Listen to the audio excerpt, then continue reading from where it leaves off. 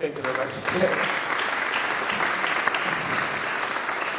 I just want to say that I'm really flattered to be here, and those are not just empty words, because there's like people who developed one of my kids' favorite apps, like Fox and Ship and 99 and Petting Zoo. Are really my kids play them all the time, and it's an honor to be here because we managed to come so quickly to this with like top league of the app developers. So not a lot of people know what we're doing, so I'm just going to show you what Bubl is and what we're trying to do. So Bubl is basically, we're doing digital art for kids. That's why people keep saying that we are different from everything else, because our apps look and feel and play very differently from what you expect from a child-oriented app. And for that, we use the gaming mechanics, because I come from the gaming industry, I have a huge gaming background, and digital art methods. So basically, if you're familiar with what's going on in the art world right now, which is actually experiencing the influence of iPad as well, so we use that and we apply that to kid products. So this is a brand we wanted to build from day one, not just a digital brand. That's what Ravensburger guys are saying. Obviously, at the core of this brand is a lineup of apps, which I'm going to show you later, but we also have this case. I could entertain you later by throwing it against the wall. Just come and ask me. Yeah, and we're also having the interactive spaces, which we set up at different museums and shops or whatever. If you're interested, just come to me. We can talk about that. So where people and parents with children could come and play, interact with our apps, with our physical objects as well. And just a quick brief on what we get inspired by. Obviously, Vasily Kandinsky, he's a famous Russian painter, one of my favorite ones. And basically what Kandinsky did, and he got rid of the story and the characters in his art. Because, I don't know if you know this, but he started by drawing like regular images, like horses or whatever, and then he got rid of the story completely, and it turns out the composition, the colors themselves are enough for good art. And Brian Eno, I don't know if you have, how many of you heard about his app called Bloom? Yeah, actually Bloom got it all started for me because I saw my 1-year-old playing Bloom on my daughter, and I was like, oh my God, I have to do this. Yeah, I mean, this is where I have to go. Because Bloom is basically like an ambient generator where, there's no interface, no nothing. Kids just tap on it and it reacts in different music every time. It's different every time you play it. Sesame Street, you obviously know them. They invited a lot of contemporary artists to do animations, educational animations for them. And Philip Glass and Steve Reich, they are contemporary minimalist composers. And what they're doing is actually they composing their music out of these small Lego bricks that can be rearranged in any way you want. So if you've heard about the music for 18 musicians, for example, this is a composition that can be played by any amount of musicians in any direction you want. This is the approach we're doing with our apps. For that, I assembled a team which consists of very different people. We have a contemporary artist, he's very famous in Russia and quite famous in Europe.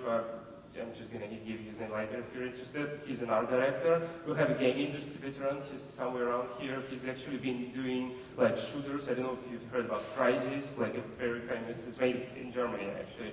So he's with us doing all the technical stuff. We have a composer which was named by SoundCloud as the most talented young composer from Moscow.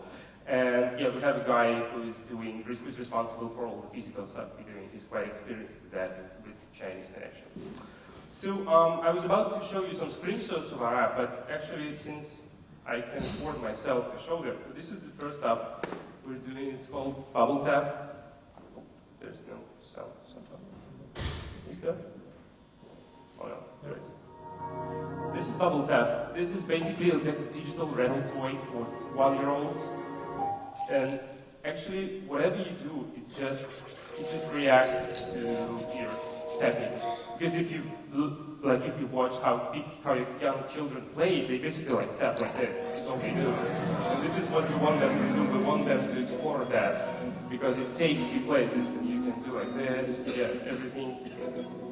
There's no right and wrong here, basically, and it's black and white for a reason. Because if you know that child vision up to 1 year old, it's constructed in that way that they better perceive the contrast colors, and black and white is obviously the best contrast you can get. So it actually helps them to develop their vision and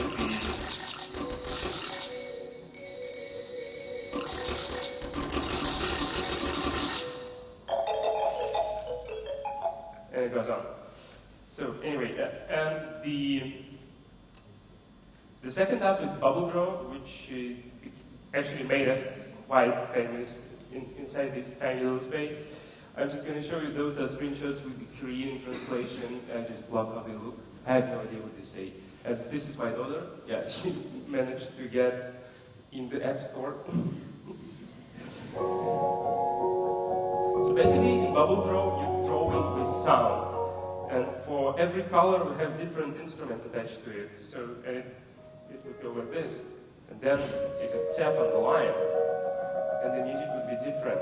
And you can change the form, and the form affects the outcome, the music. And the kids would play it like this. They would say, "Hey, look, it's raining." And then they would say, "Hey, look, this is grass growing. And this is sun." And then they would do like this, or this. And then we decided to add more, so we added like different modes. And this is disco.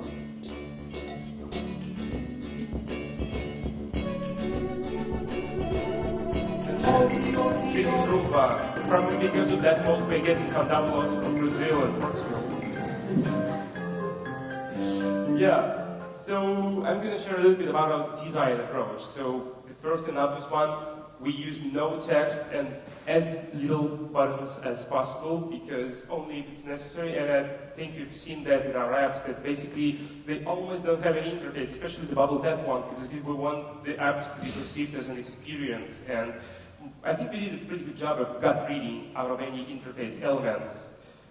And the second one is obvious, quite obvious from what I've seen. The music is very important to us. We want the music to affect the mechanic in any way, because every time the music has to be a little bit different depending on how you play it, and yeah, it works the other way around.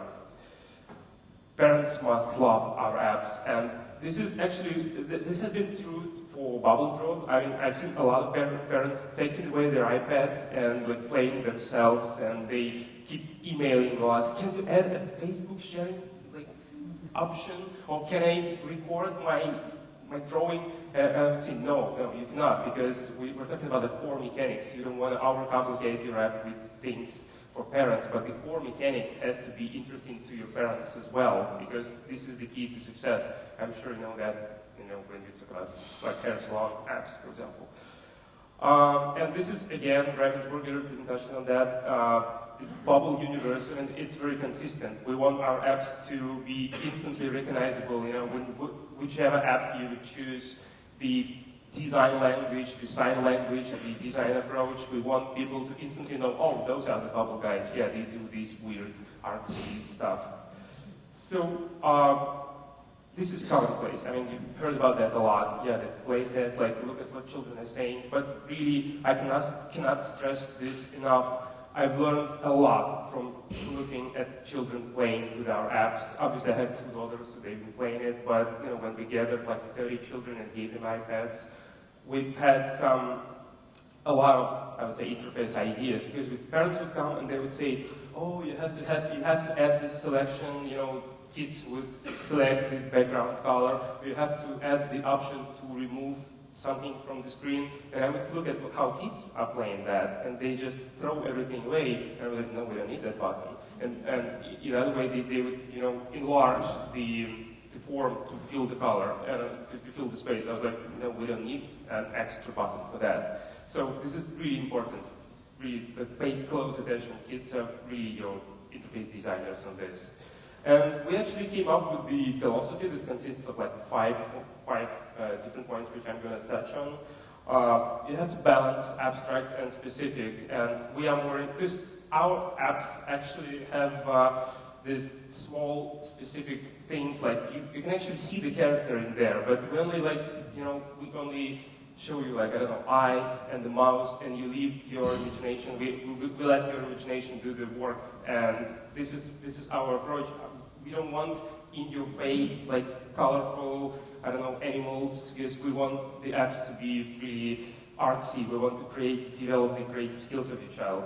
And this is very important for me. I mean, as a parent, I would never give my child a digital coloring book, for example, because obviously it will lose to a real one. And same goes for, I don't know, like playing in the kitchen or something else, because we want our apps to expand the children's sensory zone. Basically, we're doing things that are not possible in the real world, because you don't have singing colors in your home, at your home, right? So that's the point. And synesthesia, how many of you know what synesthesia is?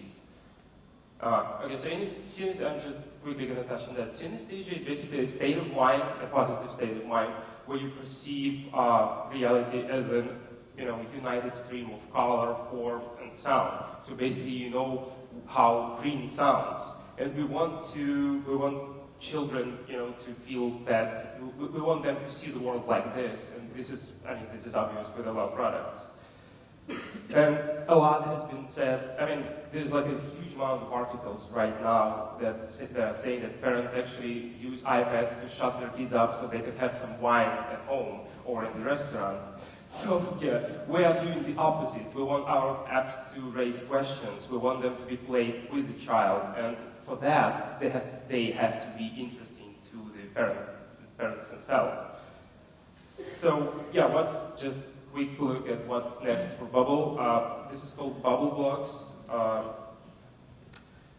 This is our next. And it basically teaches you balance. Yeah. So what it's doing is, I would say this is a beta. So yeah, sorry for anything that happens. Might happen.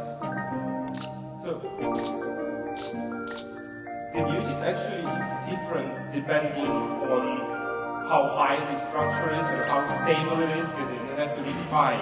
And a lot of different things happen. Like this guy, he would steal some of your blocks, and at other times there would a bomb would fly in. Yeah. You see, yeah, the music is evolving actually depending on how you play that. Your goal is to reach up there.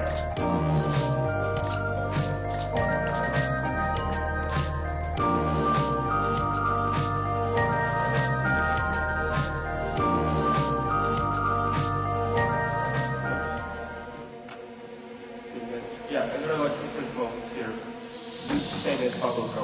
But you see this guy, that's what I've been saying when I'm saying that we're building a universe. You see this guy shape? This is another Apple building. It's called Bubl Gelato.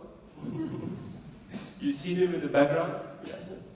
But here you construct ice cream, but it's actually a singing ice cream because it's depending on. We've been working on that for 1 week because I met Moritz and Rina at the Top House, and they told me, "Do you actually plan to make something more like understandable, maybe?" And me and the team were like, yeah, we probably have to think about it. And we came up with this, and this is just 2 weeks past it. We came up with this one. So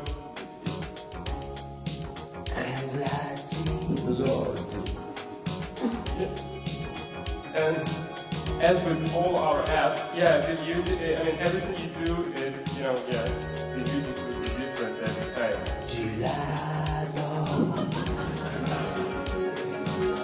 You didn't mean that one? Yeah, I know, but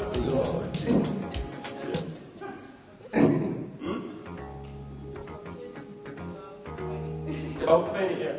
I know what you mean. Yeah. No. Ice cream. Yeah, so hopefully I just, gathered some downloads for our apps right now. So, Bubl Gelato coming soon to your nearest app store. That's it. Thank you very much. Yeah, please,